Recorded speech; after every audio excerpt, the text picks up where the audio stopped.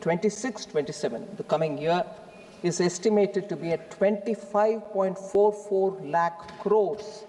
इतना पैसा स्टेट्स को जाएगा इस साल, आने वाले साल, 25.44 lakh crores. This entails an increase of 2.70 lakh crores.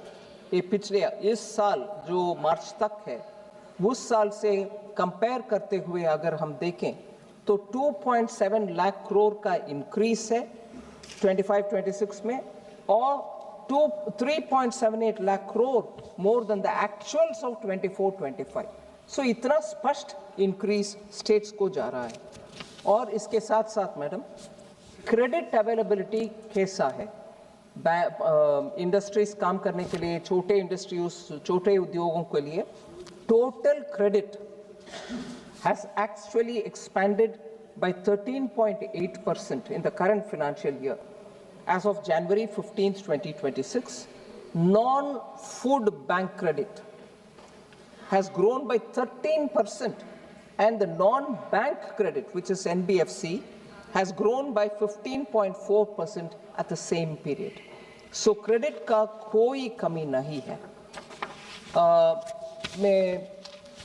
I want to highlight the fact, madam, the 16th Finance Commission, whose report I had tabled in this house, has very clearly said, क्योंकि बार बार ये प्रश्न आता है कि centre states को देने वाले पैसा नहीं दे रही है, उसका विषय में फिनांस कमीशन अध्ययन करने के बाद उनका बयान है रिपोर्ट में. मैं I am not exactly coating it, I am putting that वो रिपोर्ट में क्या कहा गया.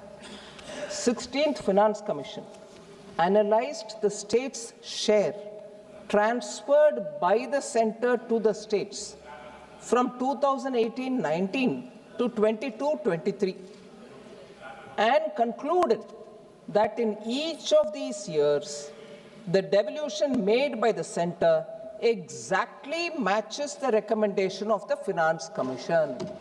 So सिर्फ हम नहीं क्लेम कर रहे हैं, फिनांस कमीशन ही विस्तार से इसको अध्ययन करने के बाद उनका रिपोर्ट में ये बताया गया कि सेंटर से जो पैसा स्टेट्स को जाना है, ये उदाहरण लेकर के 18-19 to 2022-23 इन सालों का विषय में अध्ययन करने के बाद स्पष्टता से बोला है कि केंद्र सरकार से राज्य सरकार को जितने भी पैसा जाना है वो टिक गया है स्टेट्स को. कोई इसमें शक करने का गुंजाइश नहीं है.